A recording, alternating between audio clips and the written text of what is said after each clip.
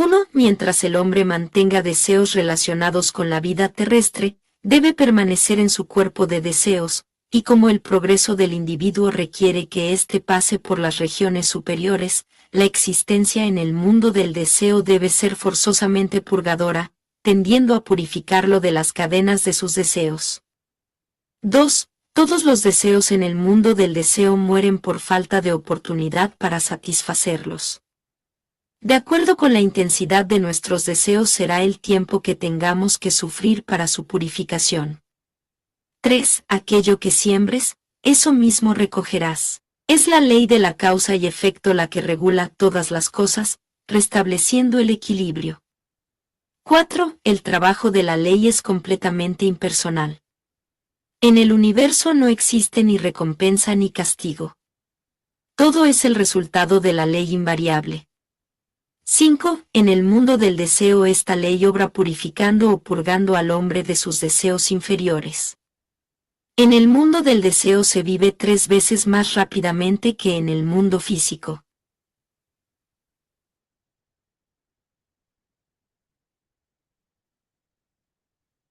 Conforme el hombre deja el cuerpo denso al morir, su vida pasada se despliega ante él en imágenes, pero entonces no siente nada por ellas. Durante su vida en el mundo del deseo estas imágenes de vida se despliegan hacia atrás, como antes, pero ahora tiene el hombre todos los sentimientos posibles y conforme las escenas van pasando una por una ante él. Cada incidente de su pasada vida vuelve a ser vivido de nuevo. 7. El espíritu que ha grabado en su cuerpo de deseos un recuerdo claro y profundo comprenderá los errores de su vida pasada mucho más clara y definidamente que si las imágenes fuesen borrosas, debido a que la atención individual ha sido distraída por los lamentos y sufrimientos de los que lo rodeaban. 8. Permitamos al espíritu agonizante morir con toda calma y quietud. Haciéndolo así ayudarémosle a recoger el más grande beneficio de la vida que acabó, a suprimir en el futuro los mismos errores. 9. El objeto del purgatorio es el borrar los malos hábitos haciendo imposible su gratificación. El individuo sufre exactamente lo que ha hecho sufrir a otros. 10. Juzgándonos cada día, tratando de corregir los errores y las malas obras, acortaremos materialmente y quizás hasta suprimiremos la necesidad del purgatorio. El arrepentimiento y la reforma son también factores poderosos para acortar la existencia en el purgatorio. El arrepentimiento y la reforma son también factores poderosos para acortar la existencia en el purgatorio, porque la naturaleza nunca gasta esfuerzos en procesos inútiles. Cuando comprendemos el error de ciertos hábitos o actos de nuestra vida pasada y nos determinamos a borrarlos o a deshacer el mal hecho, expurgamos las imágenes de ellos de nuestra memoria subconsciente y ya no estarán allí para juzgarnos después de la muerte. Aun cuando no podamos restituir o recompensar el mal hecho, la sinceridad de nuestro dolor bastará. La naturaleza no tiene por fin el desquite, puede compensarse a nuestra víctima en otra forma. Muchos progresos ordinariamente reservados para las vidas futuras serán hechos por el hombre que se tome el trabajo de examinar y juzgarse a sí mismo, desalojando los vicios y reformando su carácter. Esta práctica es muy recomendable. Es quizás la enseñanza más importante de esta obra.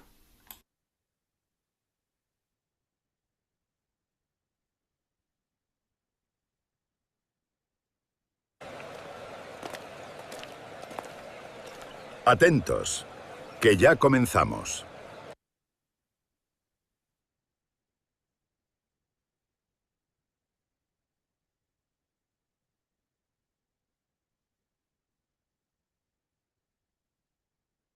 El purgatorio ocupa las 3 regiones inferiores del mundo del deseo. El primer cielo está en las 3 regiones superiores. La región central es una especie de territorio neutral o limítrofe, ni cielo, ni infierno. En esta región encontramos personas rectas y honestas que no injuriaron a nadie, pero que estaban tan sumergidas en los negocios que nada pensaron sobre la vida superior. Para ellos el mundo del deseo es un estado de la más indescriptible monotonía. No hay ningún negocio en ese mundo, ni hay allí, para un hombre de esa clase, nada que pueda sustituirlo.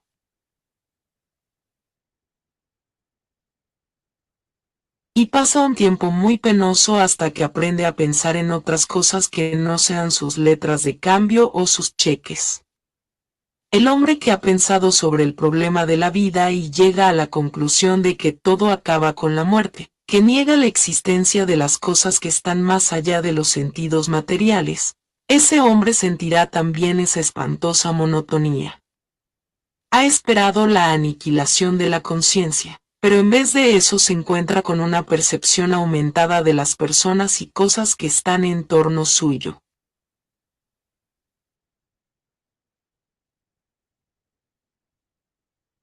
Se ha acostumbrado a negar esas cosas tan vehementemente que muy a menudo cree que el mundo del deseo es una alucinación y se les puede oír exclamando con la más profunda desesperación: ¿cuándo acabará esto? ¿Cuándo acabará esto?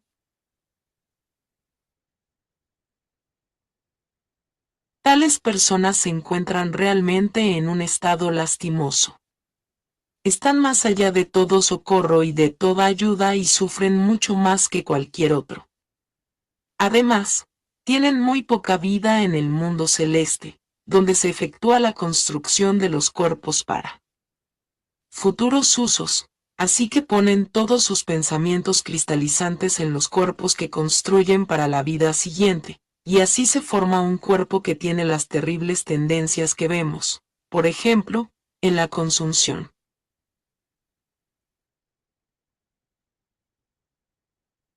Algunas veces el sufrimiento inherente a tales cuerpos decrépitos tornará los pensamientos de las entidades que los animan hacia Dios, y su evolución puede proseguir, pero en la mente materialista yace el mayor peligro de perder todo contacto con el espíritu y convertirse en un paria.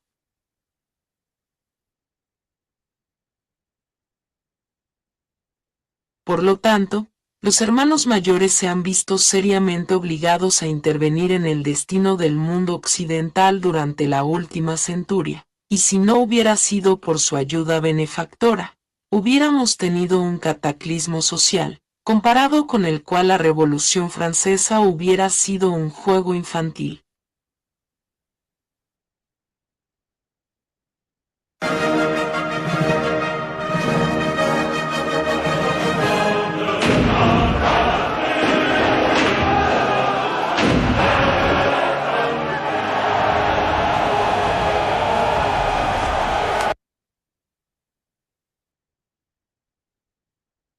El clarividente desarrollado puede ver cuán dificultosamente ha escapado la humanidad de desastres tan devastadores, que continentes enteros hubieran sido barridos al mar. Se encontrará una exposición más detallada de la relación del materialismo con las erupciones volcánicas en el capítulo 18, en el que la lista de las erupciones del Vesubio parece corroborar dicha relación, a menos de que se atribuyan a simples coincidencias, como generalmente lo hacen los escépticos cuando se encuentran frente a hechos y números que no pueden explicar.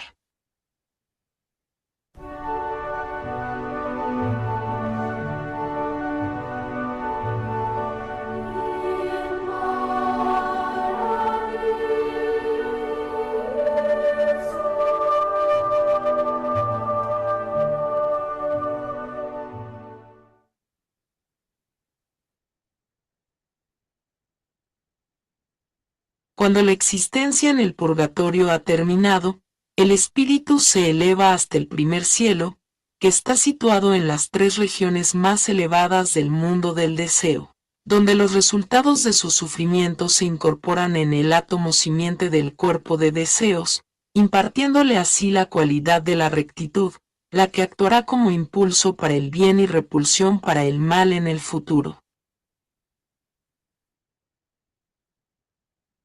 Aquí, nuevamente el panorama del pasado se desarrolla hacia atrás, pero en este caso las buenas obras de la vida son las bases del sentimiento.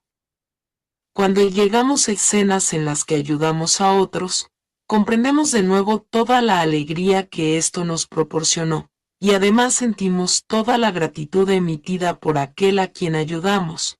Y cuando vemos de nuevo escenas en las que fuimos ayudados por otros, volvemos a sentir toda la gratitud que emitimos hacia nuestro bienhechor. Y de esta manera vemos la importancia de apreciar los favores que nos han hecho, porque la gratitud produce crecimiento anímico.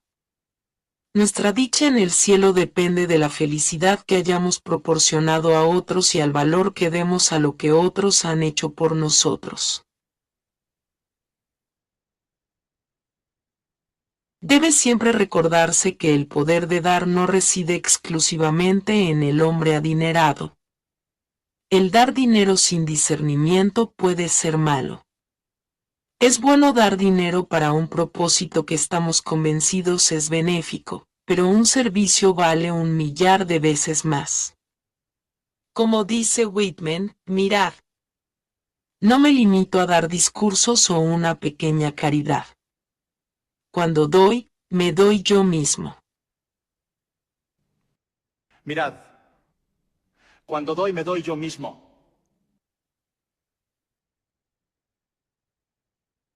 Una mirada cariñosa, expresiones de confianza, la simpatía, la ayuda benévola, estas cosas pueden ser dadas por todos sin que importe nada la fortuna. Sin embargo, debemos tratar de ayudar al necesitado de manera que él pueda ayudarse a sí mismo, sea física, financiera, moral o mentalmente, para no dar origen a que quede dependiendo de nosotros o de los demás.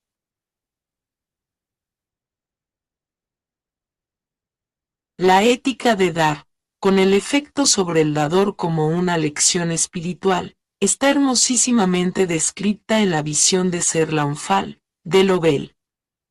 El joven y ambicioso caballero Sir Launfal, envuelto en una brillante armadura y llevando lujosos vestidos, parte de su castillo para buscar el Santo Grial.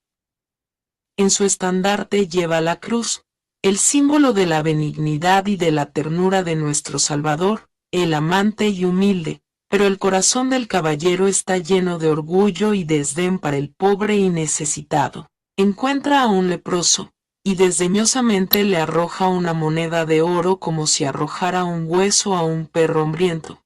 Pero el leproso no recogió el oro del polvo y dijo: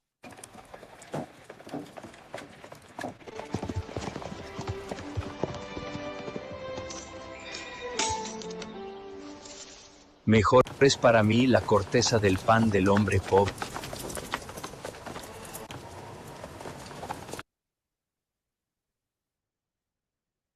La verdadera limosna. El leproso no recogió el oro del polvo, mejor es para mí la corteza de pan del hombre pobre, mejor la bendición de los humildes, aunque me retire de su puerta con las manos vacías.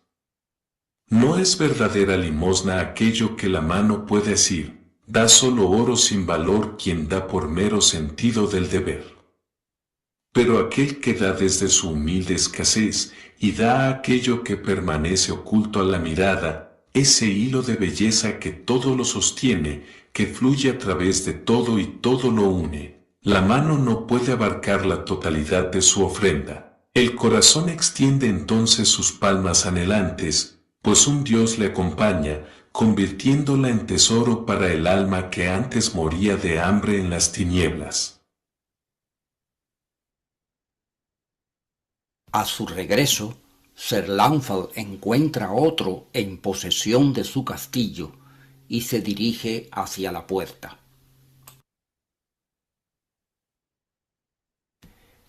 El regreso de Sir Launfal.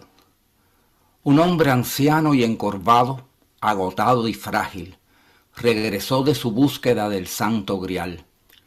Poco le importaba ya la pérdida de su condado, ni lucía más la cruz blasonada en su sobreveste, mas muy hondo en el pecho portaba la señal, la insignia del sufriente y del pobre. De nuevo encuentra al leproso, quien nuevamente le pide una limosna. Esta vez el caballero responde diferentemente.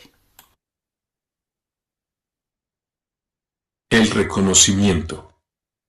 Y Sir Launfal dijo: contemplo en ti la imagen de aquel que murió en el madero. Tú también has tenido tu corona de espinas, tú también has sufrido los golpes y desprecios del mundo, y a tu vida no le fueron negadas las heridas en las manos, en los pies y en el costado. Hijo de la dulce María, reconóceme, mira, a través de él, es a ti a quien doy, tú. Mira al leproso, y sus ojos le traen recuerdos, y le reconoce. El sacrificio compartido. Su corazón era, junto a él, ceniza y polvo. Partió en dos su única corteza de pan, rompió el hielo en la orilla del arroyo, y dio al leproso de comer y de beber.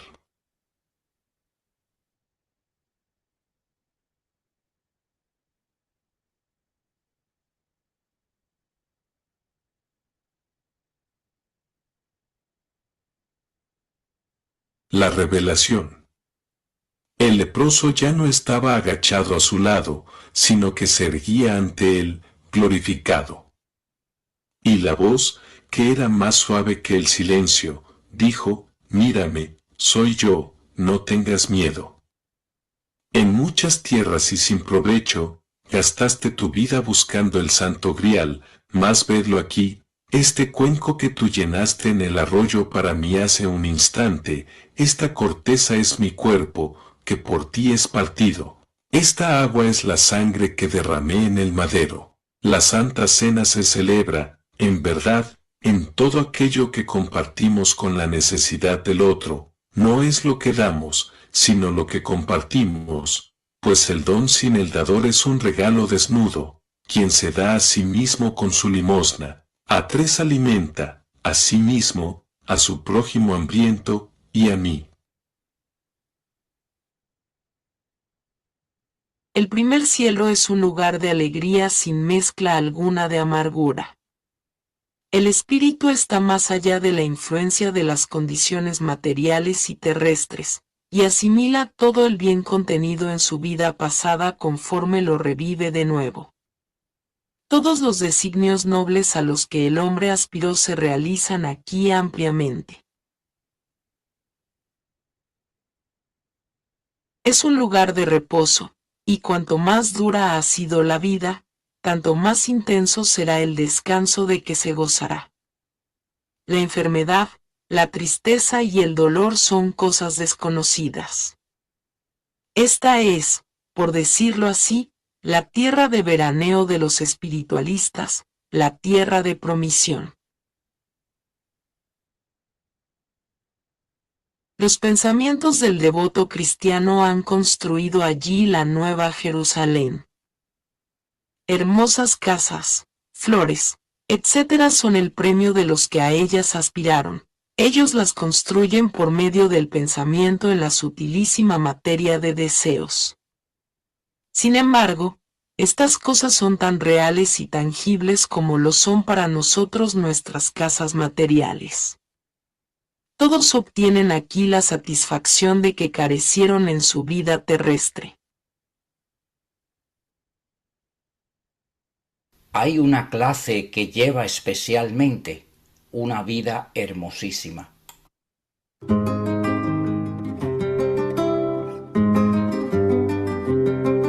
Amiguitos, vamos todos a cantar, porque tenemos el corazón feliz, feliz, feliz, feliz, feliz.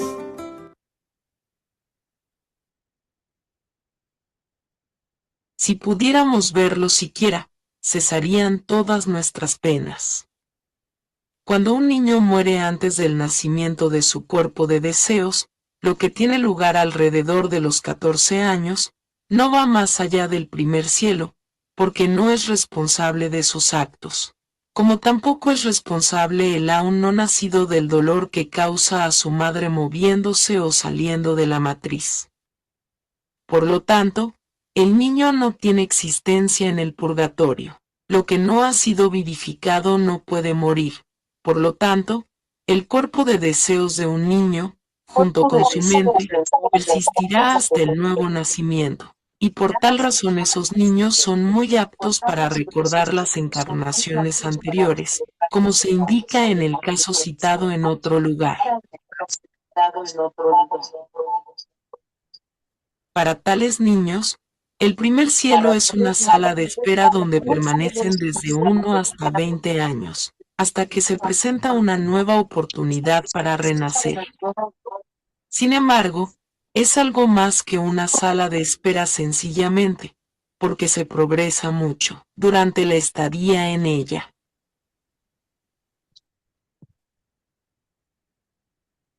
Cuando un niño muere hay siempre alguno de su familia que lo está esperando, o, en su defecto, hay a quienes les gustaría adoptar maternalmente a niños en su vida terrestre y que tendrían sumo placer en cuidar a un huerfanito.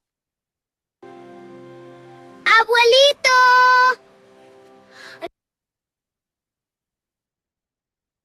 La extrema plasticidad de la materia de deseos hace muy fácil el formar los más exquisitos juguetes vivientes para los niños, y su vida es un hermoso juego. Sin embargo, no queda descuidada su instrucción. ¡Abuelo! ¡Mira! A los niños se les agrupa en clases, de acuerdo con sus respectivos temperamentos, pero sin tener en cuenta para nada su edad. En el mundo del deseo es muy fácil dar lecciones objetivas de la influencia del bien y del mal, de la conducta y de la felicidad. Estas lecciones se imprimen indeleblemente sobre el sensitivo y emotivo cuerpo de deseos del niño y lo acompañan después de su nacimiento. Así que muchos de los que llevan una vida noble lo deben a que han estado sometidos a ese desarrollo.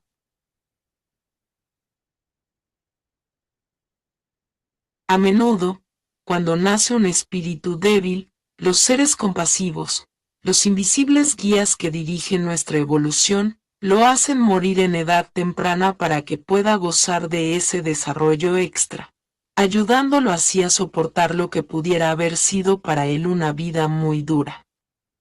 Este parece ser el caso, especialmente cuando la impresión en el cuerpo de deseos fue débil debido a que las personas que rodeaban el moribundo lo perturbaron con sus lamentaciones o por haber muerto por accidente o en un campo de batalla. Bajo esas circunstancias el muerto no ha experimentado la intensidad de sentimientos apropiada en su estado post-mortem, y por lo tanto, cuando renace y muere en edad temprana, aquella pérdida se recobra en la forma indicada más arriba.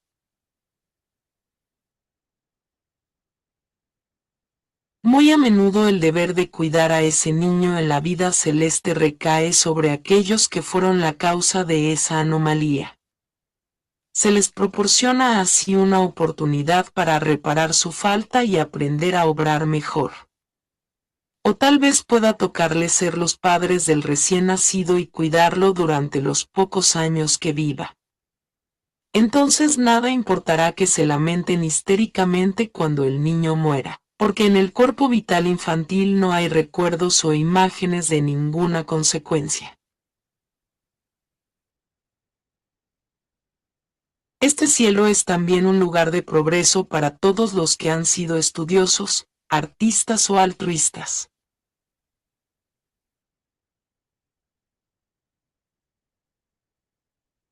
El filósofo y el estudiante tienen acceso instantáneo a todas las librerías del mundo.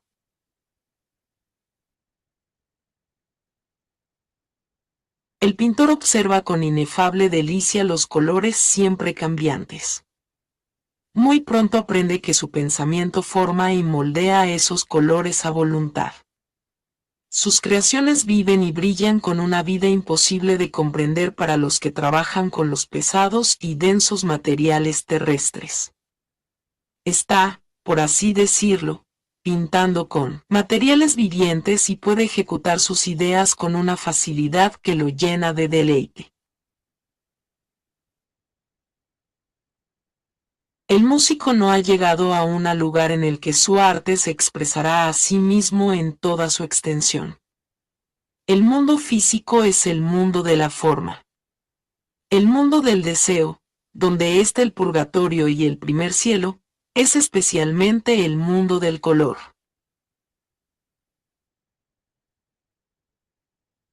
Pero el mundo del pensamiento, donde están los cielos segundo y tercero, es la esfera del sonido. La música celeste es un hecho y una mera figura del lenguaje.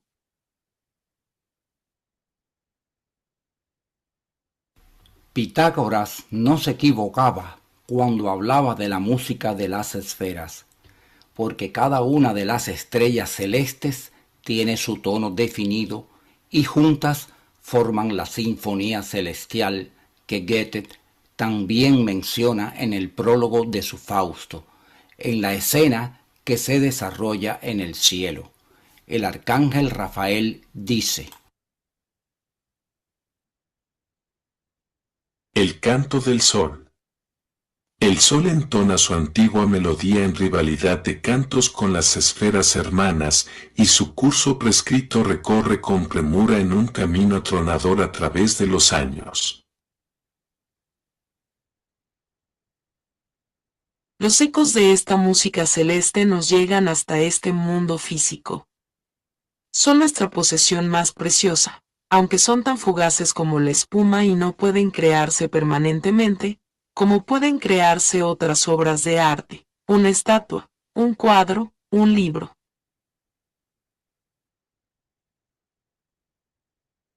En el mundo físico el sonido muere tan pronto como nace.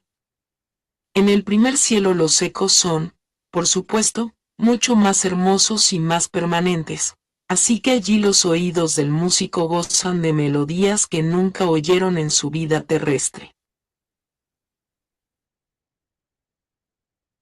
Las experiencias del poeta son parecidas a las del músico, porque la poesía es la expresión de los más íntimos sentimientos del alma, en palabras que se ordenan de acuerdo con las mismas leyes de armonía y ritmo que rigen la expresión del espíritu en la música.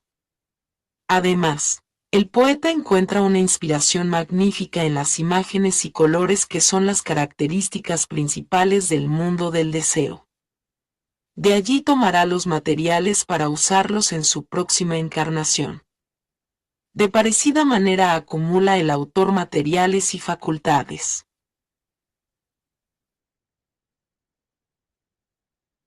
El filántropo produce sus planes altruistas para el mejoramiento de la raza humana.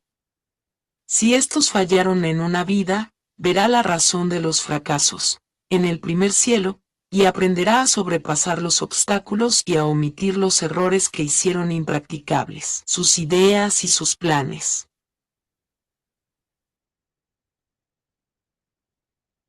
Con el tiempo se llega a un punto en el que el resultado del dolor y sufrimiento del purgatorio, junto con el goce extraído de las buenas acciones de la vida pasada, se ha grabado en el átomo simiente del cuerpo de deseos. Todo esto constituye lo que llamamos conciencia, esa fuerza impelente que nos pone en guardia contra el mal como productor de sufrimientos y nos inclina hacia el bien como productor de felicidad y alegría. Entonces el hombre abandona su cuerpo de deseos para que se desintegre, en la misma forma que abandonó sus cuerpos vital y denso. Se lleva consigo únicamente las fuerzas del átomo simiente, que formarán el núcleo de los futuros cuerpos de deseos, así como fue la partícula persistente de sus pasados vehículos de sensación. Como ya se indicó, las fuerzas del átomo simiente se reabsorben. Para el materialista la fuerza y la materia son inseparables. El ocultista ve las cosas diferentemente.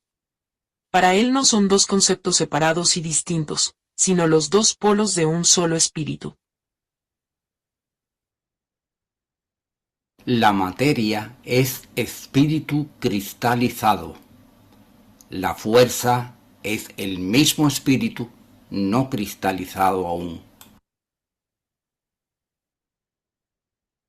Esto ya se ha dicho anteriormente, pero no puede recalcarse demasiado en la mente. La ilustración del caracol ayudará mucho a comprender eso. La materia que es espíritu cristalizado corresponde a la concha del caracol, cuya concha es la babosa misma cristalizada. La fuerza química que mueve la materia, haciéndola apta para la construcción de la forma, y el caracol que mueve su casa, se corresponden también. Lo que actualmente es la babosa en un tiempo será materia, cuando se haya cristalizado. El proceso inverso de resolver la materia en espíritu se produce también de continuo. La fase más grosera de este proceso que vemos como decaimiento es cuando un hombre abandona sus vehículos tras sí y entonces el espíritu de un átomo se puede separar fácilmente del espíritu más denso que ha estado manifestándose como materia.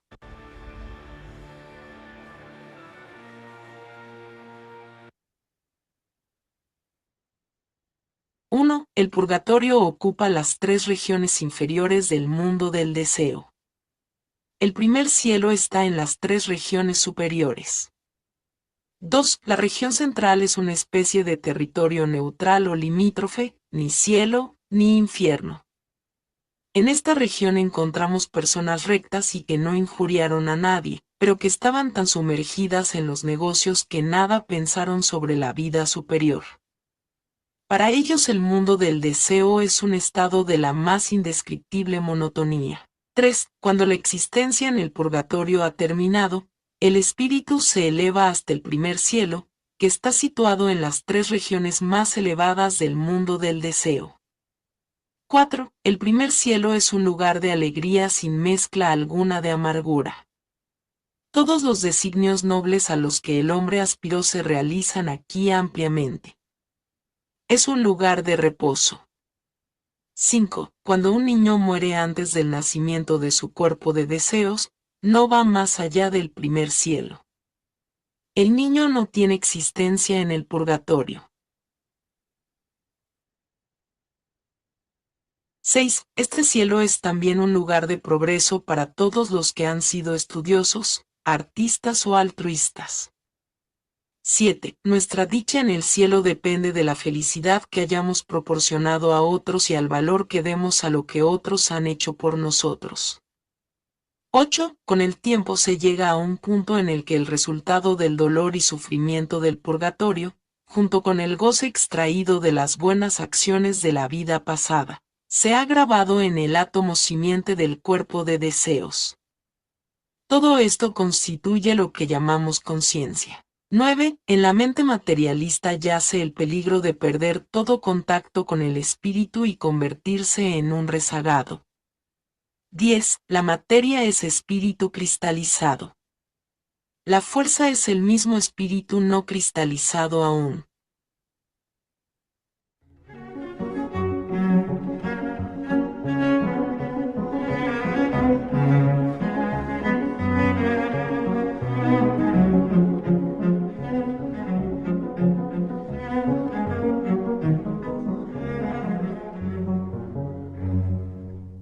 Hemos terminado por hoy.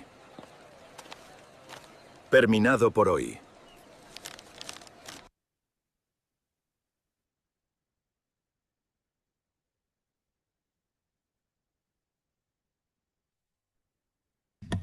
Muy bien, amigos. Hasta aquí la presentación de hoy. Vamos a compartir lo que siempre compartimos al final, que son los 10 puntos, para aquellos que lo van coleccionando, pues lo tengan. Así que en un segundo estoy compartiendo esto y enseguida procedemos a las opiniones, preguntas, aportes. Aquí este es el 1 y este es el 2. Ahí lo tiene. Ya, pues ya estamos listos. Micrófonos abiertos para los que quieran opinar, aportar, preguntar, como gusten.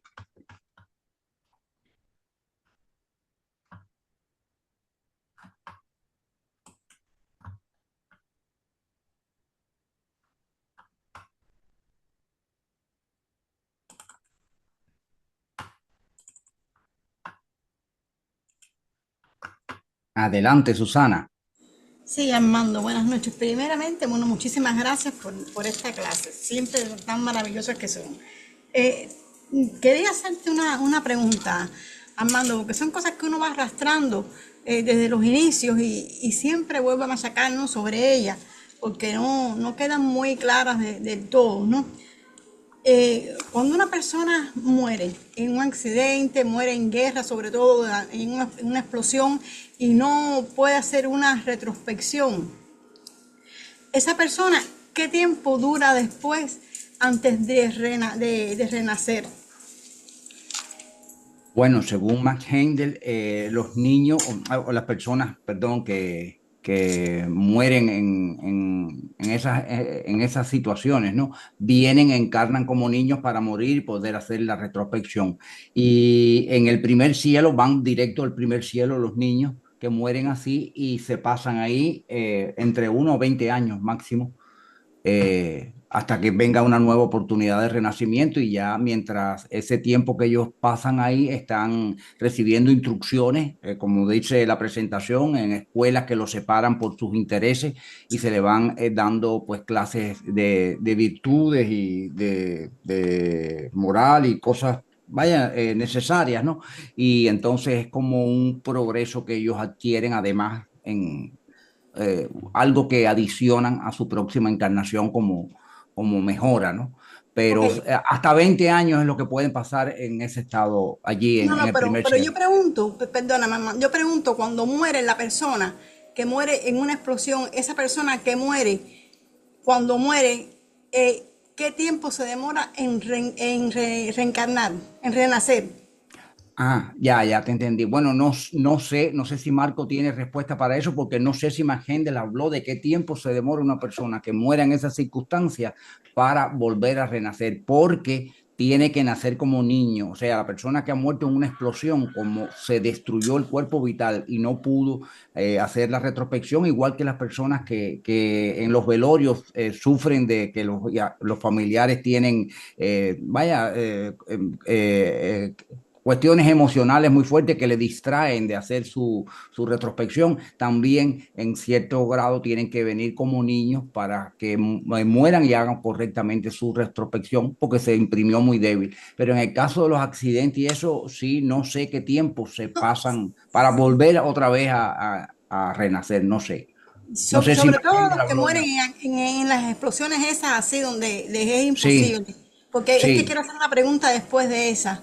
Sí, bueno, yo no sé, yo no recuerdo que Magender hable directamente de qué tiempo se pasa para volver a renacer, para volver a adquirir el vehículo, en este caso el vital, y poder hacer la retrospección como debe. No sé si Marco puede a lo mejor aportar Y, ahí. y Hender dice que se demoran el mismo tiempo que una persona, o sea, entre 1000 años. Él retorna, por eso él dice que cuando hay grandes guerras, al cabo de los 1000 años aproximadamente, hay una gran mortalidad infantil. Ok, y Oh. para qué, por ejemplo, la retrospección esa de qué le sirve al ser que muere? ¿De qué le sirve la retrospección? La retrospección le sirve para imprimir esa vida en el cuerpo del deseo para cuando llegues al purgatorio, purgar lo malo Ok, y, y pasar lo bueno y entonces poder elevarte y continuar el ciclo de vida. ok, Si y si violas, esa persona, sí, espérate, disculpa. si violas el paso del purgatorio, porque no pudiste imprimir en el cuerpo de deseo, el cuerpo de deseo sube, pero no tiene la impresión de lo que hiciste en estas vidas. Entonces, la Ok, estancia ahí no funciona tanto, pero eso es pequeño el tiempo que se está en el mundo del deseo. Por lo tanto, tienes que seguir arriba y estar las centurias ahí arriba y esperar los 1000 años para volver.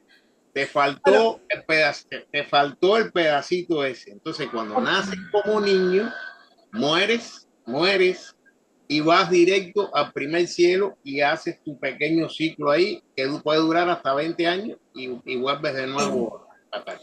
Pero si no pasas por el purgatorio, si no purgas esa parte ahí, si no purgas eso, entonces, ¿qué intención tiene todo el otro recorrido que haces después de fallecido? ¿Cuál es el punto? Esa es una pregunta. Y la otra pregunta, para que puedas armarla las dos, la respuesta de las dos, si tú purgaste, si tú no purgaste tu cuerpo, ¿no? Cuando hiciste, no, porque no pudiste hacer la retrospección, entonces tú no naciste tan puro. De nuevo, cuando viniste como niño, entonces no tienes por qué venir con tan poco tiempo. Porque tú... El mal no te lo llevas, no te puedes llevar el mal porque no se imprimió. Entonces, como no te llevas el mal ese, no te lo llevas, el niño, siempre el niño nace puro. A pesar de que te lleves el mal, tú lo dejas en el purgatorio. Siempre entonces, los niños nacen puros. Deja el mal en el purgatorio, entonces, ¿qué sentido tiene entonces que vuelva a renacer el niño? Que vuelva a renacer en mí, porque esa experiencia en el mundo del deseo faltó. Y entonces tiene que haber un pase por ahí de nuevo, para completar ese ciclo. Entonces el niño no nace puro, porque el niño... Yo no estoy hablando de pasar por el purgatorio, el niño va directo al primer cielo y ahí aprende cosas que le faltaron. Pero no nace puro entonces el niño, porque nace con todo lo que se llevó. Todos los niños nacen puros. Pero ¿cómo es si él no pasó por un purgatorio donde pudo pulir? Él no se lo lleva. No, él no se lo lleva conscientemente, pero en el átomo simiente tiene que estar. Permiso. Cuando él muere y no hace la retrospección, no puede imprimir en el cuerpo de deseo todo ese mal. No lo puede postear ahí, vaya. Poner. Entonces, como no lo puede poner, no tiene nada que purgar y se eleva enseguida a los otros planos. Entonces, cuando vira ese ciclo que le faltó en el mundo del deseo, el niño viene puro, no, porque todos los niños nacen puros. Pero ¿por qué todos los niños nacen puros si ese niño no hizo una retrospección, no pudo hacer en el purgatorio, no pudo hacer absolutamente nada? Ese ser, no vamos a hablar de niños, no niños, de ese ser no pudo hacer en el purgatorio, no pudo limpiar, no pudo hacer lo que se hace normalmente, ¿entiendes? ¿Por qué razón después viene puro? Si él inconscientemente, él tiene en su átomo simiente, él tiene todos sus pecados y todas las cosas buenas que hizo, todo lo que hizo lo tiene ahí.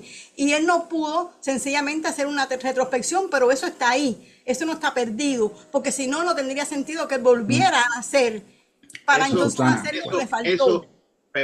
Eso no está en el átomo simiente, no está, porque el éter... El éter reflector, que es el de la memoria, imprime todo eso en el cuerpo de deseo y se lo pasa al átomo simiente del cuerpo de deseo. Las experiencias en el mundo físico, esas experiencias, como no las pasó, él no tiene nada que purgar y se eleva. Entonces, cuando vira esa experiencia del mundo del deseo, como no la pasó, tiene que pasarlo en otra forma. Pero como el niño es puro, no tiene la maldad esa, va al primer cielo, que es una escuela, y ahí empiezan y le explican, no sé, no recuerdo haber estado ahí así conscientemente, pero es una escuela, dice McHenry, donde le explican y todas esas cosas, y entonces está más o menos hasta 20 años, puede estar ahí y regresa de nuevo como ya completado el ciclo, lo que le quedó lo completó de esa forma. Ok, gracias, muchas gracias Marco, muchas gracias Armando. No, y que tengo que estudiar eso más a profundidad porque realmente siempre me queda un bache ahí, siempre me queda. No, es que cuando el ser que murió en una explosión, algo de eso, ya finalmente baja para nacer como niño, no puede recoger lo que dejó malo latente porque no lo grabó. Ese es el problema, que cuando él baja en el ciclo de bajar, él tiene que recoger material mental, material de deseo, vital y después denso, que es cuando nace como niño. Pero cuando pasa por el mundo del deseo no puede recoger el mal que hizo cuando era un hombre que murió en la explosión, vamos a decir, no puede recogerlo porque no lo grabó, y como no lo grabó no está ahí latente, porque cuando la persona hace el ciclo normal, que muere de forma normal y no tiene problema y grabó todo, cuando regresa recoge eso como tendencia lo recoge, pero cuando nace en este caso de esa manera y como niño, el niño no tiene cuerpo de deseo personal, o sea, individualizado. Él depende del cuerpo de deseo cósmico. Entonces, él no tiene pecado ninguno porque es que no ha pecado nunca. Y cuando muere como niño, pues se va totalmente puro en ese sentido. Por eso va directo para el primer cielo. No tiene que pasar por el purgatorio porque es que no tiene nada que purgar.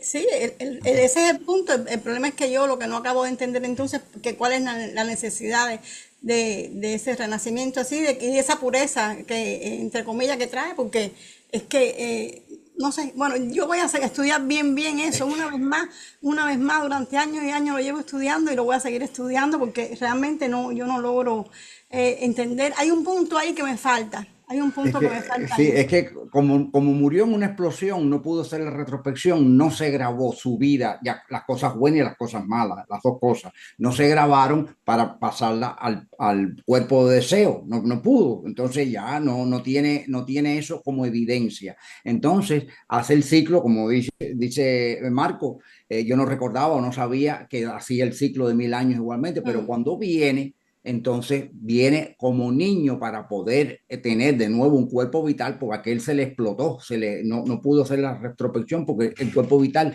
pertenece al mundo físico y entonces la explosión desintegra el cuerpo vital, no pudo hacer la retrospección por esa razón. Entonces no dejó como latente en el mundo del deseo cuando él regresa para recoger esos materiales, para tenerlo como tendencia. Por lo tanto, nace puro como niño totalmente, vea, porque no pudo hacer la última retrospección, que era la que le tocaba. Entonces, al morir, ya tiene de nuevo esa impresión, o sea, puede imprimir en de su cuerpo vital al cuerpo de deseo y sube directamente al primer cielo porque no tiene pecado. Y ya después, cuando baja, sí recoge lo de aquella vida de la explosión, entonces ella viene como con las tendencias.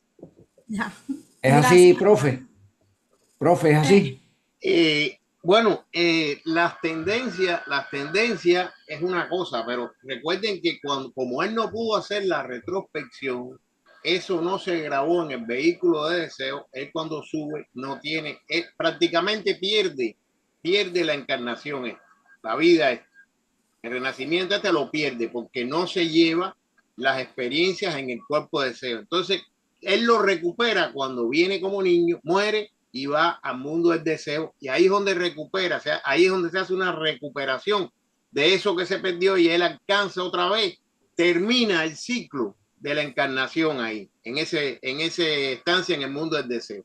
Y Sí, vuelve a nacer antes de 20 años, y que muchas veces nace hasta en la misma familia. sí, sí, a eso me refería, que cuando ya después que él muere de niño, ya cuando después, entonces él sí puede, como ya hizo la retrospección y se grabó, él recoge lo que dejó en el mundo del deseo, que en ese momento sí cumple con el ciclo, o sea, termina el ciclo como debe ser, que es como lo que le faltaba. Lo que le faltaba era eso precisamente. Muchas gracias, Armando, Aparte, y muchas gracias, Marco.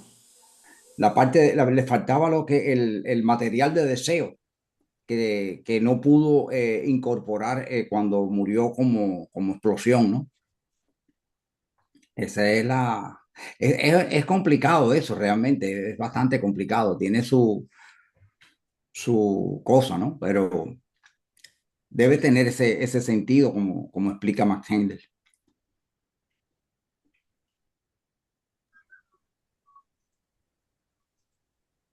Casualmente, eso fue lo que le dio pie a Max Handel para descubrir la ley de la mortalidad infantil. Morían tantos niños y era porque no hacían la retrospección y no completaban el ciclo, entonces tenían que venir después, renacer como niño, todo el mundo renace como niño y todo el mundo renace puro, sin pecado. Entonces, y morir como niño, porque es inverosímil que un niño muera. Hay niños que mueren al nacer, a los días, a los meses, no sé. Entonces, las personas dicen que Dios más vengativo porque no hay explicación para eso. Entonces, siempre la explicación que dan es, no, Dios tiene un propósito para ese niño. Eso no convence a nadie. Entonces, Mark Hendel, esa preocupación la tenía él. Y entonces empezó, le preguntó al hermano mayor, le dijo, oye, ¿por qué mueren tantos niños? Y entonces el hermano mayor le dijo, no, averígualo. Empieza a hacer análisis, ¿no?, de vidas de personas que mueren como niños, qué pasó en la vida anterior. Y entonces empezó a buscar y dice que el punto de coincidencia era que murieron en explosiones, murieron donde en el velorio no lo dejaron tranquilo y así, o sea, que no podían hacer la retrospección y se dio cuenta entonces que la mortalidad infantil se debe a una ley que es esa.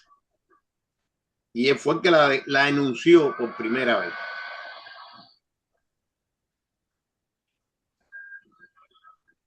Ahora, se supone que dentro de 1000 años, un poco menos, porque las dos guerras mundiales tuvieron lugar con una diferencia de 20 años una de la otra, ¿no? Una terminó en el 18 y la otra comenzó en el 39.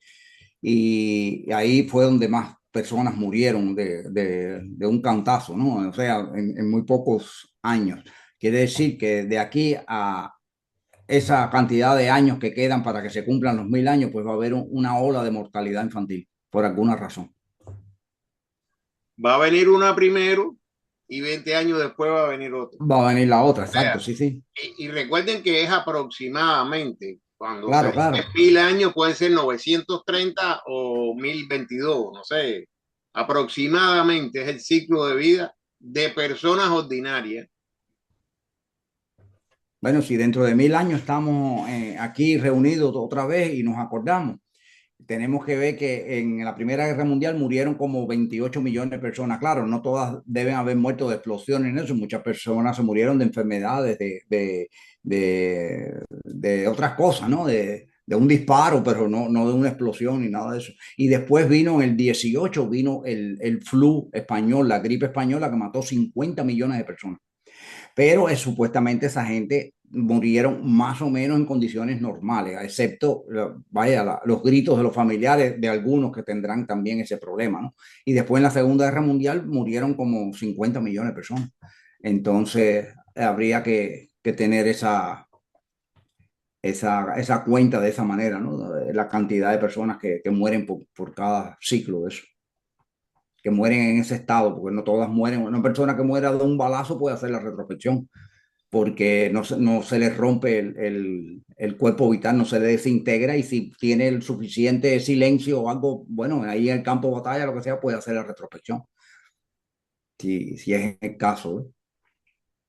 Alberto, adelante. Gracias, Marco, y Armando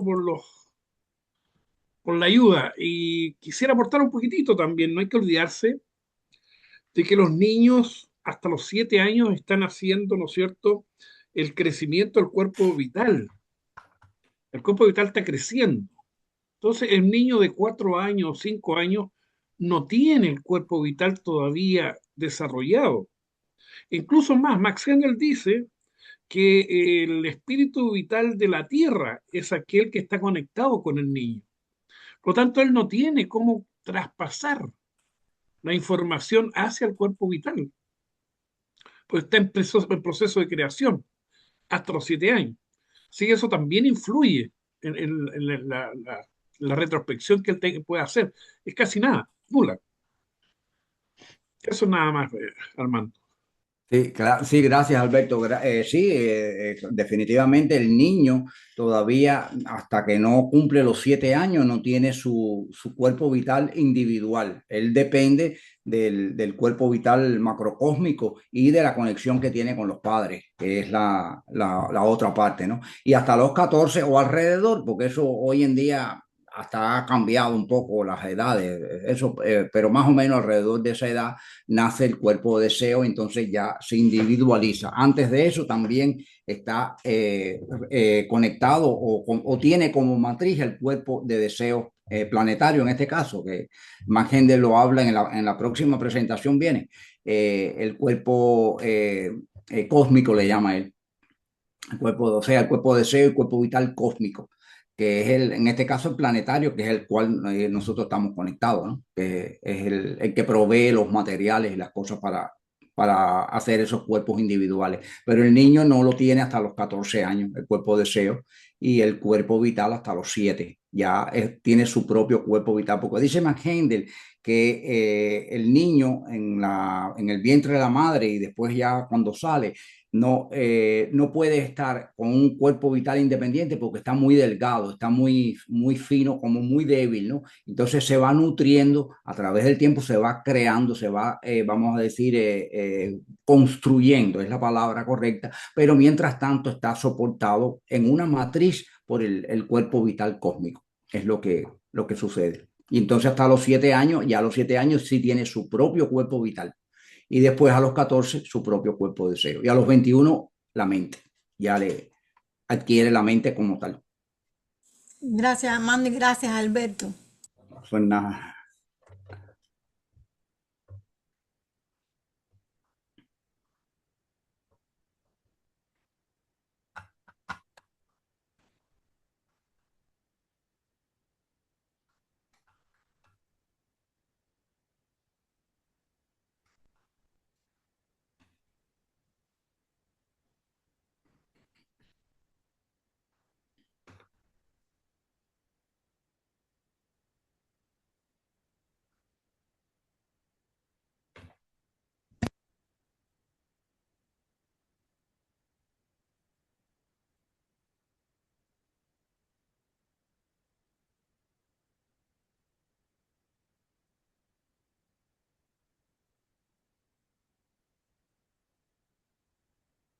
Adelante, Susana. Sí, bueno, veo que no preguntan y yo sí tengo preguntas o tengo cosas, no solo preguntas. Aquí en esta clase de hoy, Armando, tú estabas diciendo algo que es muy valioso que podamos recalcar y es que dar no es compartir. Uno puede dar y dar mientras que le sobre y dar por cualquier razón, no sé, pero compartir es otra cosa. Compartir es como darse uno mismo. Claro. Es como decir tú eres yo. Y eso es algo muy importante que yo oí, ¿no? En la clase que viste hoy. Sí, sí. Y eso es algo muy que tenemos que tener muy en cuenta. Y lo otro es la parte que también me gustó mucho, siempre que leo eso me gusta mucho, es la parte en que se habla de lo que es la magia. Muchas personas andan por ahí buscando un objeto, una piedra, un esto, un lo otro, pensando que la magia, que algo los va a curar, que algo los va a salvar, y la magia no es realmente eso. Uno puede tener en las manos la piedra más maravillosa y la magia no está en la piedra, la magia está en el que toca la piedra y en el que recibe la piedra. Y bueno, y por supuesto, cuando la magia está en un objeto, es porque ese objeto está lleno de una vibración inmensa como es la sangre del Cristo, ¿no? En su momento. De lo contrario, no hay magia que valga. La magia no existe. La magia está dentro de las personas, dentro de uno mismo. Estas dos cosas que dijiste en la clase son impactantes y yo pienso que se deben tener muy presentes, sobre todo la de compartir. Eso me fascinó, esa parte de compartir. Sí, sí, la historia que trae Magendre para representar eso es la de Sir Launfal, que era un caballero y era una persona que tenía un buen ideal porque iba a buscar el Santo Grial, o sea, era un devoto cristiano, entonces iba a buscar el Santo Grial porque esa reliquia hay que salvarla, ¿no? Y entonces, pero estaba lleno de orgullo y como era un hombre rico y poderoso con un castillo y toda esa serie de cosas, pues entonces daba limosna, pero era por el deber, porque sabía que tenía que dar limosna porque era un deber, pero no lo hacía de verdad con el corazón, porque él mismo no se estaba quitando nada de él, no se estaba entregando él. Entonces le tiró la moneda como quien le tira un hueso a un perro. Al mendigo, ¿no? Le tiró la moneda como quien le tira un hueso a un perro, ¿eh? Ahí defiéndete como pueda, ¿no? Y el mendigo no lo recogió porque, según dice la historia, el mendigo dice que él prefiere la corteza de pan del pobre, o sea, que el pobre le entregue un pedazo de corteza de pan. Pero ya cuando Sir Launfal viene después de muchos años de tratar de encontrar el Santo Grial y no lo encontró, pues viene ya con otra óptica de las cosas, ¿no? Y cuando se vuelve a encontrar con el mendigo, pues entonces ya no tiene la misma actitud, porque ve en el mendigo el sufrimiento que tuvo el Redentor, ¿no? En la cruz y ya se decide a compartir lo que él tiene para él, o sea, lo que él tiene que es de él, y él vino pobre y envejecido. Lo dio todo en esos años que estuvo buscando el Santo Grial, pero ya cuando él ve al mendigo que le vuelve a pedir limosna, pues lo que hace es que comparte su pedazo de pan, el de él, y le trae agua del río, va y le busca el agua del río y se la trae y lo comparte con él. Entonces ya esa diferencia es inmensa con respecto a la actitud anterior, ¿no? De ser un hombre poderoso, teniéndolo todo, y entonces que le da una limosna, pero es por el deber, por decir, no, a los pobres se le da limosna, porque eso es cristiano, pero no hay sentimiento detrás de eso, como dice San Pablo, que si uno hace una acción y no tiene amor, no tiene caridad, detrás de eso no existe realmente, eso no vale, no tiene valor.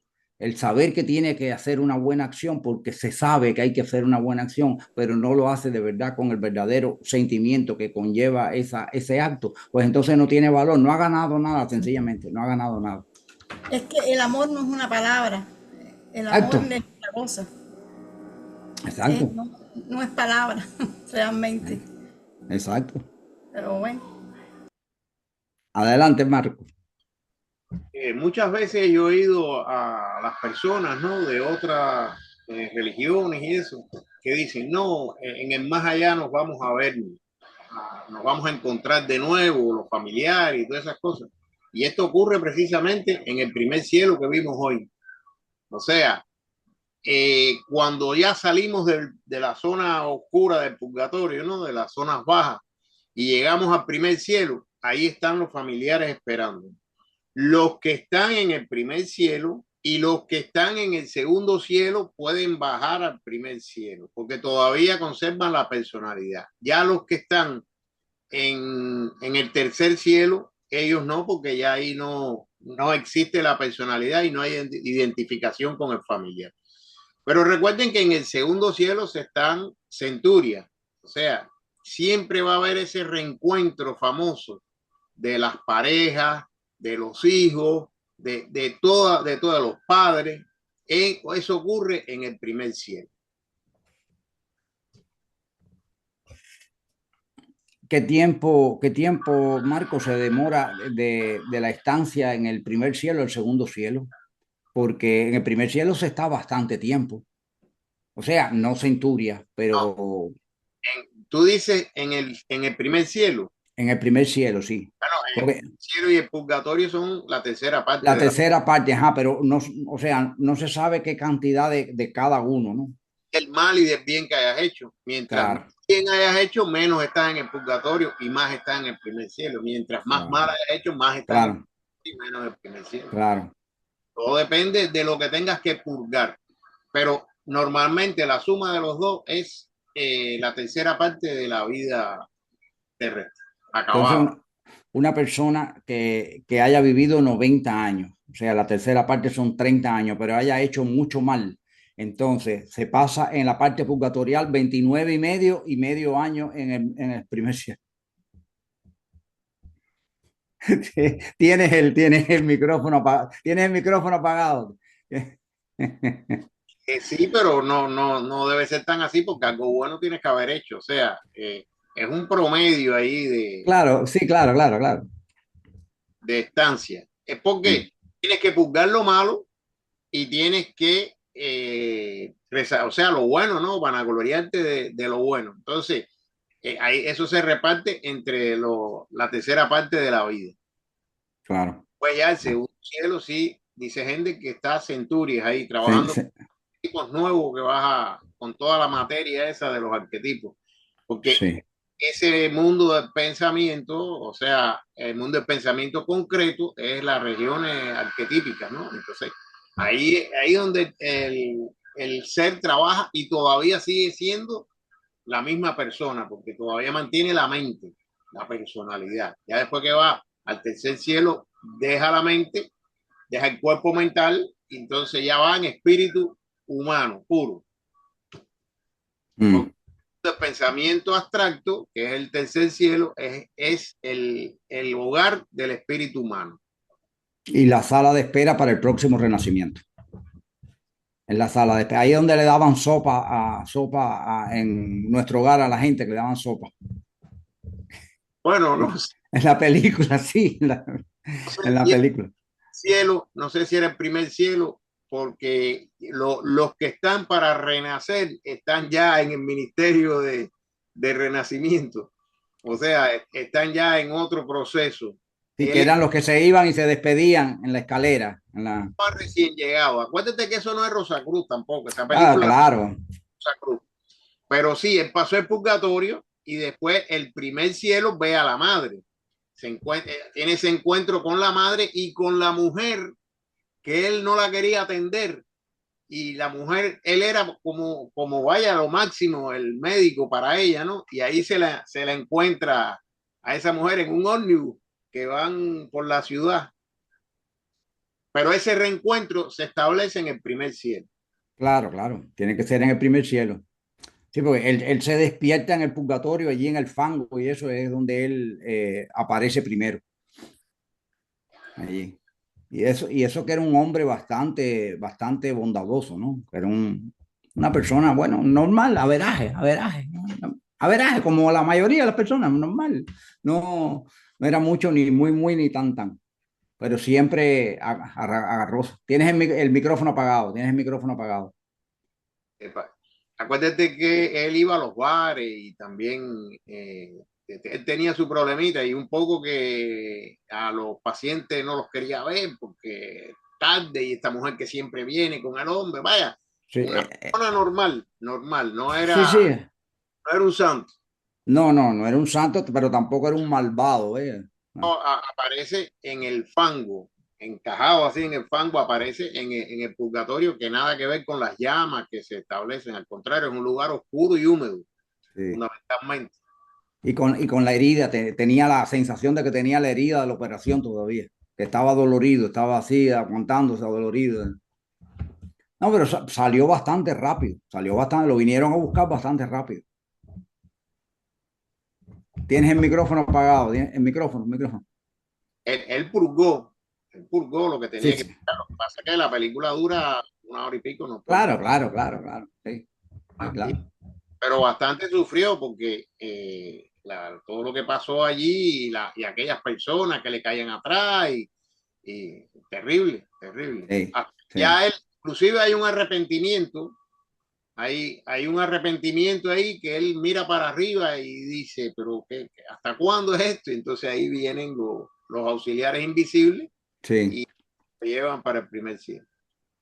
Sí, pero fíjate, para hacer una película que no es directamente enfocada en las enseñanzas de Rosacruz, tiene unas visiones que se asemejan bastante, que están, bastante cerca de lo que se explica, ¿no? El conocimiento es el mismo. Claro.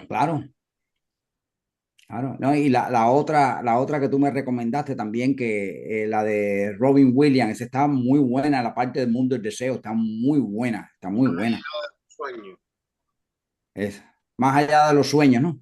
Susana no ha visto esa película. Está muy buena. Yo la quiero ver de nuevo. Susana la ha visto 1000 veces, ¿no? me tiene mareado con la película esa. A cada rato estamos buscando películas y me dice, vamos a ver más allá de los sueños. Digo, otra vez, yo me la sé de memoria, los diálogos. Sí, yo la quiero ver de nuevo, porque yo la vi una vez. Maravillosa película. Sí, me gustó mucho. Yo la vi una vez y me gustó mucho. O sea, la idea está muy bien concebida. En cuanto a claro, ya la película es más moderna, ¿no? Tiene más recursos que la que Nuestro Hogar, que se hizo, como es una película como menos presupuesto, ¿no? Esta es, vaya, un poco más de recursos, ¿no? Y presenta las cosas muy bien, muy bien. Las presenta muy bien. Inclusive el hijo viene en el cuerpo de un profesor que él había tenido. Y entonces el profesor se le aparece como un mago, o sea, que cambian los cuerpos, ¿no? Porque si se le aparece ahí, él no le va a hacer caso porque es el hijo, ¿no? Entonces, ¿cómo va a saber este más que yo? Entonces se le aparece como el profesor de él que sí lo enseñó y entonces inclusive la niña, cuando tuvieron un vuelo, hubo una azafata que a él le llamó la atención porque lo atendió muy bien. Entonces ella adquiere la forma de la azafata que era media china. Y entonces para llamarle la atención, ¿no? Y poder estar con él y esas cosas. O sea que el mundo ese es cambiante. Sí. Puede hacer allí con la forma que tiene, nada más que pensando en que quiere tener otra forma, ya. Entonces, a veces decimos pensando, sí, pensando porque tenemos mente. A pesar de que la mente no es del mundo del deseo, la tenemos. Igual que aquí nosotros pensamos en el mundo denso porque tenemos mente y la mente está en el mundo pensamiento concreto. Pero sin embargo, está interactuando con, igual que en el mundo del deseo, seguimos pensando igual que aquí. Claro, claro. Sí.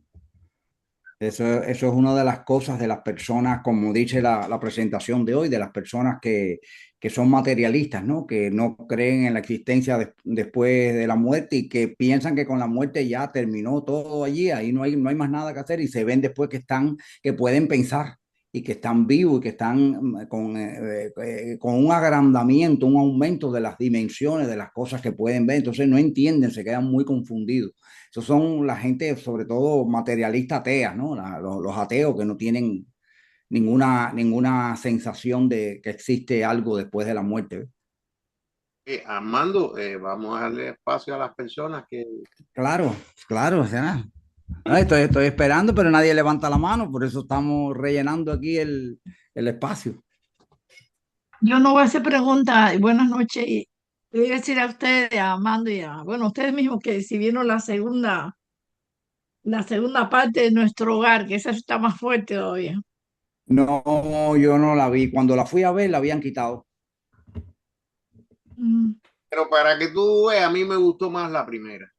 La primera, sí. la primera te da toda esa idea. De toda esa, ya esta es otro punto de vista, ¿no? De la ayuda y de enfocar y del mal, pero la primera, esa estancia en el purgatorio, el primer cielo y el renacimiento, todo eso ahí está muy bien explicado.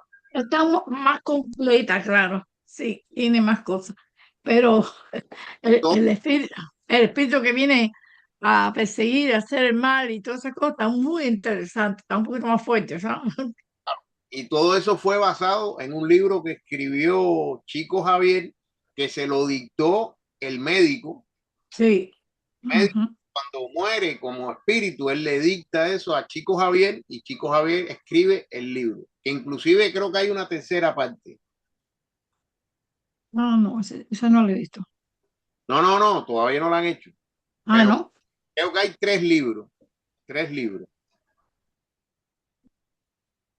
Muy interesante. Qué interesante, sí, qué interesante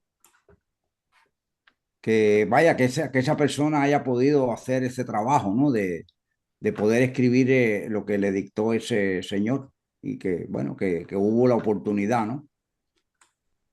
Súper Sí, interesante. y tiene bastante relación con las cosas que hemos ido aprendiendo, ¿no? Claro, no es como la enseñanza directa de más gente, pero sí tiene mucha relación en Claro, todas las sí, cosas de los planos espirituales y todo lo que pasa, ¿no? El purgatorio y todo eso, sí.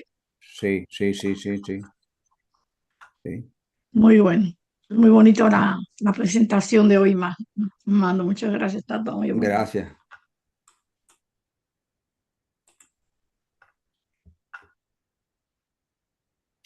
José Javier. Sí, sí, por Adelante. aquí. Sí, siguiendo la continuación de las preguntas como estaba haciendo Susana, eh, a diferencia de las personas que mueren, que no mueren en guerra y esa cosa, pero sí mueren por accidentes o que lo matan, eh, según las enseñanzas, se dice que esa persona quedan, no sé si en la parte de la región etérica del mundo físico, hasta que le llegue el, ¿cómo se dice? Eh, El momento en que el arquetipo el cesa de vibrar. momento, el tiempo sigue en que debían de morir. eh, ¿Es en la región de aquí del mundo físico o también en parte de la región fronteriza?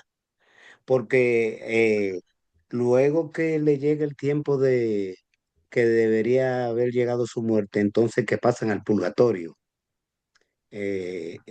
Si pueden explicar un poquito más esa parte. Bueno, sí, la persona que muere, como en el caso del suicida también, si muere antes de tiempo, muere por una causa epigenética que le sucedió, ¿no? Lo mataron y no tenía que morir en ese momento, lo que fuera. Esto, de todas maneras, esa persona sí puede hacer retrospección posteriormente, o sea, y hacer el ciclo normalmente, porque tiene, o sea, tiene la capacidad de poderlo hacer, ¿no? En el caso de una persona que murió así, pues entonces, si el arquetipo iba a durar 20 años más, cuando se ya cesa el arquetipo, entonces comienza el ciclo, es cuando comienza el ciclo. A partir de ahí comienza el ciclo. En esos casos específicos, si la persona puede hacer la retrospección, pues es normal, veo. Quiere decir que la persona iba a morir en ese momento, aunque haya muerto de un accidente, ¿no? O haya muerto de otra forma, pero iba a morir en ese momento. Pero en el caso excepcional de que la persona todavía el arquetipo está funcionando, como el caso del suicida, el suicida tiene que esperar en ese, lo que pasa es que el suicida, al haber cometido ese acto pecaminoso, o sea, que es culpa de él. En el caso que matan a una persona por una cuestión epigenética, no es culpa de la persona, pero en el caso del suicida, sí, el suicida tiene que esperar a que termine de vibrar el arquetipo, está en un estado de vacío constantemente, o sea, no se encuentra a sí mismo, es una cosa, una sensación muy mala, según dice Mark Henry. Cuando ya termina el arquetipo, pues entonces él comienza a hacer todo el ciclo como debe de ser. Adelante, Susana. Espérate un momentico. Él sí. dijo que está en la región etérica, la región fronteriza está en el mundo del deseo. Sí. Ok. No, sí, muchas gracias. Sí, la región fronteriza está en la región del sentimiento que se llama. En la región que es la central, la cuarta, José. La cuarta región del sentimiento, ahí está la fronteriza, que no es ni cielo ni infierno. Exactamente. Muchas gracias. Sí, Armando, te iba a decir que hablando sobre lo que José Javier nos estaba diciendo. Bueno, primero que sí, Hendel da una explicación y la diferencia entre lo que es el suicidio y lo que es la persona que muere en un accidente, que muere en una forma así. Pero bueno, en el caso específico de las personas que mueren en accidente, por ejemplo, hay personas que mueren en un accidente y es un destino maduro. O sea, exacto, que claro. no murieron antes de tiempo, murieron porque, por ejemplo, en el caso de mi hijo era un destino maduro, porque venía claro. y mi carta estaba bien clarito, en la carta mía, estaba bien clarita que iba a perder un hijo. Eso estaba muy claro, muy claro. Estaba en la carta de la hermana, estaba en su misma carta, venía, o sea, que era una cosa que no la quería ver porque no la quería ver, pero estaba ahí. Además, sí la vimos, ¿entiendes? Lo que pasa es que lo pasábamos por alto porque siempre queda la esperanza de que no va a ser así, de que pueda haber otras cosas, de que pueda haber un cambio. Pero estaba muy claro la ida de mi hijo. En el caso pues, como ese, que es destino maduro, el ciclo se hace normal. O sea, es completo, se completa. Claro. O sea que los accidentes no siempre son así, aunque yo no sé hasta qué punto un accidente puede no ser tiene que ser, yo sé, pero me cuesta trabajo pensar que un accidente no sea un destino maduro. Si los ángeles archiveros están trabajando constantemente en esas cosas, no sé cómo un accidente se le puede ir de las manos, ¿te entiendes? Y no ser... Cuando tú te vas a suicidar y coges el No carro, estoy hablando de suicidio, eso aparte. Estoy hablando de un accidente. accidente, me voy a matar, cojo el carro y me meto contra un camión de gasolina y ahí lo que provoqué es un accidente y murieron a lo mejor otras personas. Y fui yo que me suicidé. Lo hice voluntariamente.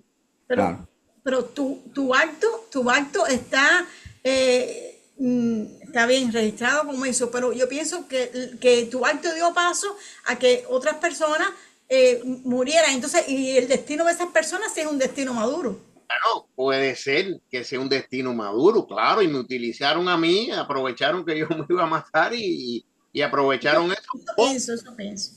O puede haber una epigénesis también que yo... Sí, quién sabe, eso todo es, no tenemos vista, yo por lo menos no tengo, no sé, vista para ver esas cosas así. Gracias, Armando. Pues nada, Susana. Es que en eso hay muchas variantes, ¿ves? Pero sí, definitivamente, la persona que muere en un accidente no necesariamente, sí, vamos a cerrar el ciclo, no necesariamente tiene que ser una epigénesis siempre, puede ser destino maduro, o sea, y cumple el ciclo normalmente, ¿no? El otro es el que tiene que esperar porque no le tocaba en ese momento morir y bueno, tiene que esperar a que se cumpla su vibración de arquetipo y volver a hacer comenzar el ciclo. Vamos a compartir la pantalla para...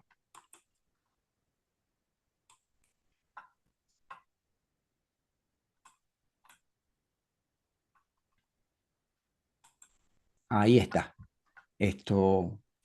¿Algún caballero elegante que nos haga el favor? Yo la hago. Adelante, José.